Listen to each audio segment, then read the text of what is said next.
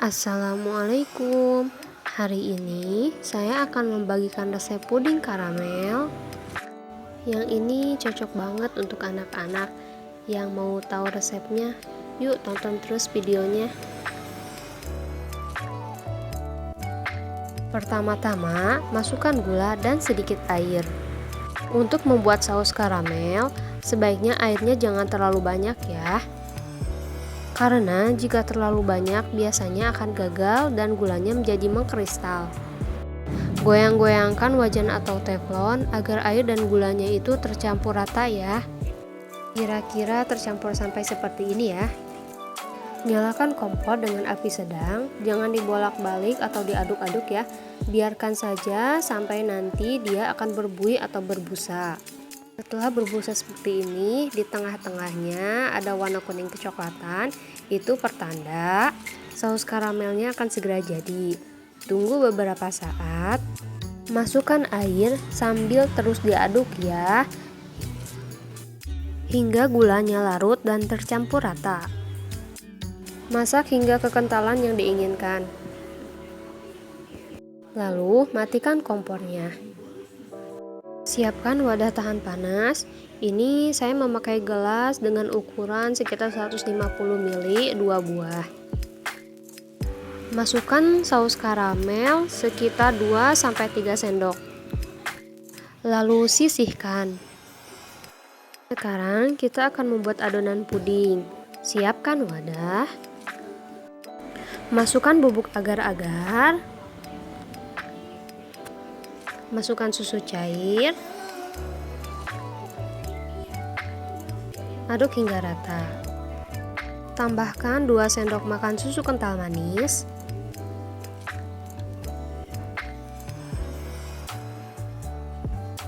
sedikit garam, ekstrak vanili. Aduk hingga semua tercampur rata. Siapkan wadah yang baru, masukkan tepung maizena dan 1 kuning telur. Masukkan sedikit cairan susu, lalu aduk.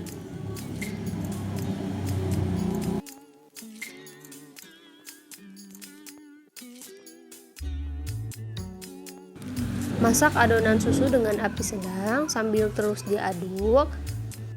Cukup hingga muncul buih-buih di pinggiran panci, artinya sudah bisa dimasukkan tepung maizena dan kuning telur ya. Tapi sebelumnya kita matikan dulu kompornya. Masukkan sedikit cairan susu ke dalam larutan maizena dan telur. Aduk secepatnya. Kemudian masukkan larutan telur dan maizena tadi ke dalam panci yang sudah berisi adonan susu.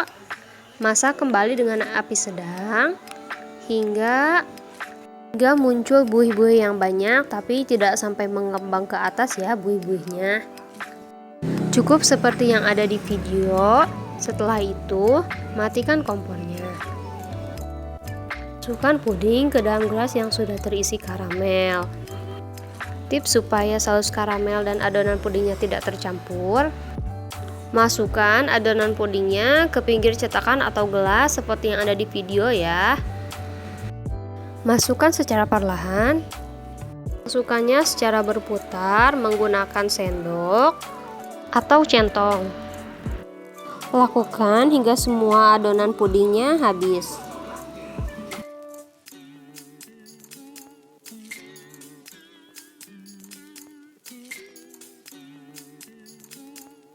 Tunggu hingga dingin, lalu masukkan ke dalam kulkas sekitar 30 menit. Setelah 30 menit, keluarkan dari kulkas. Karena cara seperti ini agak susah dikeluarkannya, jadi saya menggunakan pisau seperti dalam video ya, agar pinggiran-pinggirannya tidak terlalu menempel dalam gelas.